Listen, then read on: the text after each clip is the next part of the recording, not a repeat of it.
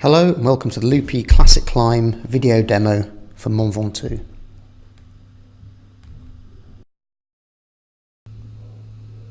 There we go. So when you first load a route in from Strava, this is what they tend to look like. So you get a sense of the overall shape of the ride.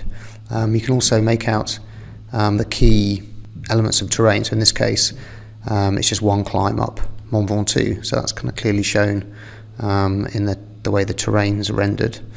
It looks good, but there are a few things I'd like to do to make it look even better before we go ahead and print it.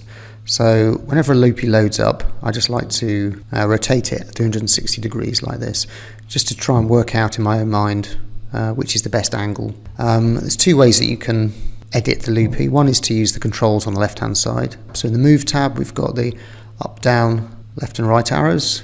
We've got the rotate slider, there's a scale slider and also a tilt slider as well.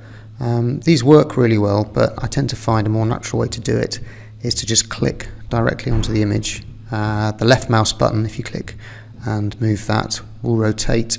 The scroll wheel will zoom in and out, and the right mouse button will move the loopy up, down, left and right.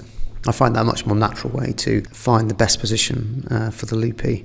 You'll also notice that the info box always defaults to the bottom right hand side, and sometimes this gets in the way. So to move that out the way early on, just click the data tab and you'll notice a little move icon appears to the left hand side of the info box. So you can then click and drag that, click back on the move tab, and let's go to fine tuning the shape. So I quite like this angle. I think I can make this look more dramatic, so we're going to go into the Advanced tab, and we've got three sliders here. The first one increases the elevation height, so we can just sort of pull that a little bit, and you can see straight away the mountains are looking a bit more ferocious as they did when I cycled it.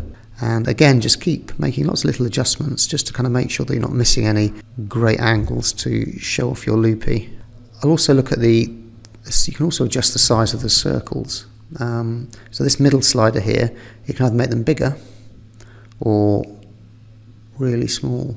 And you'll notice the smaller they are, the more definition you can see within the terrain. So maybe that's a bit too small, but something like that is quite nice, where you can still make out the grooves of the mountain, but the size of the dots isn't lost. The last slider allows you to adjust the line width, so you can go down to kind of really thin to quite fat, and I think for the scale of this, somewhere around about here.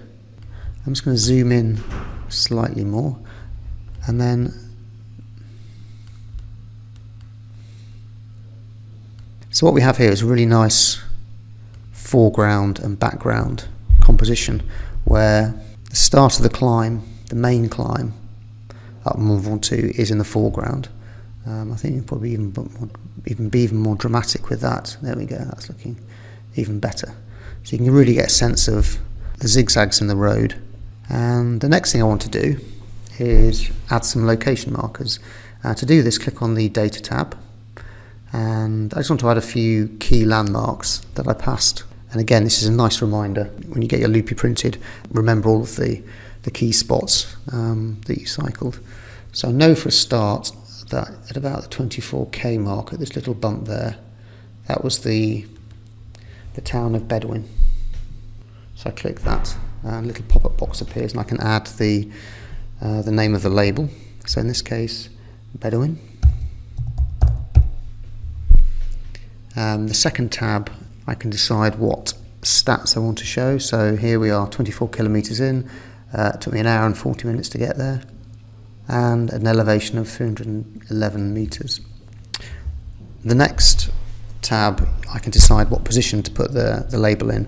Now there's an auto place default, but this sometimes doesn't quite give the results you might be hoping for, so I tend to override that. In this case, I want the label poking out to the left of the line. So if I click left there and then confirm it, there you go. There you'll see the label Bedouin with the stats underneath it to the left of the loopy line. Those of you familiar with Mont Ventoux, will have heard of the Chalet Reynard, which is the favourite cyclist's watering hole, but essentially kind of halfway up the climb, just as you've broken through the trees and just before you hit the exposed mountain top for the final half of the climb, around about sort of 1400 metres, you've got a Chalet Reynard, which I know is at this larger kink here, about 40k into this ride. So again, if I click that and then add Chalet Reynard as a label,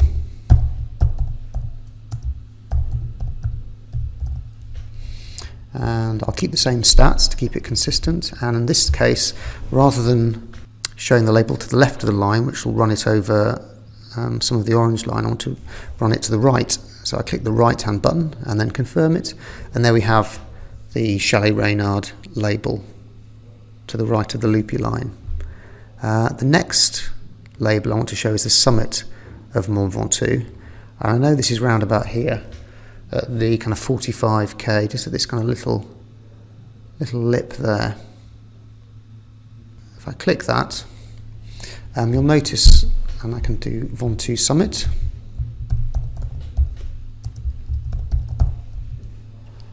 And again, if the info box gets in the way, because it sits above everything, I can just move that out of the way.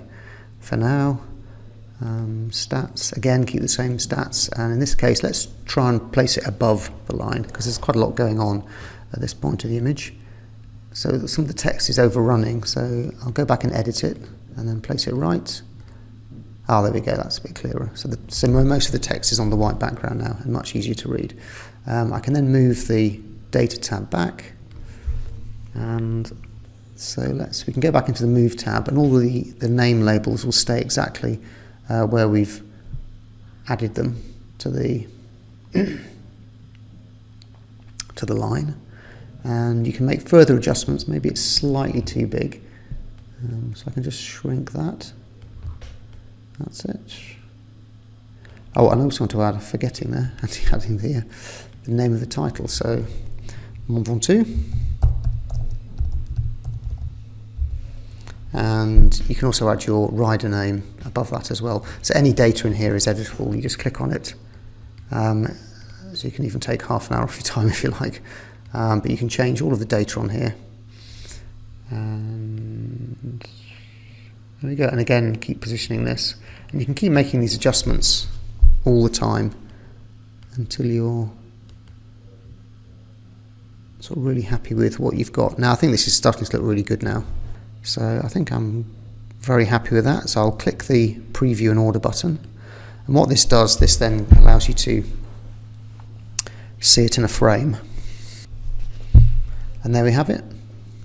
And as soon as you see it in the frame, this actually saves all the information to the back-end system. So at this point you can jump back into the editor and keep tweaking. You can also even close the app and come back to it at a later date, and it remembered all of the changes that you've made, or you can click order now. But in this case, I think I'm really happy with that, and hopefully that gives you a good idea of how to make Mont Ventoux look the best in your loopy print.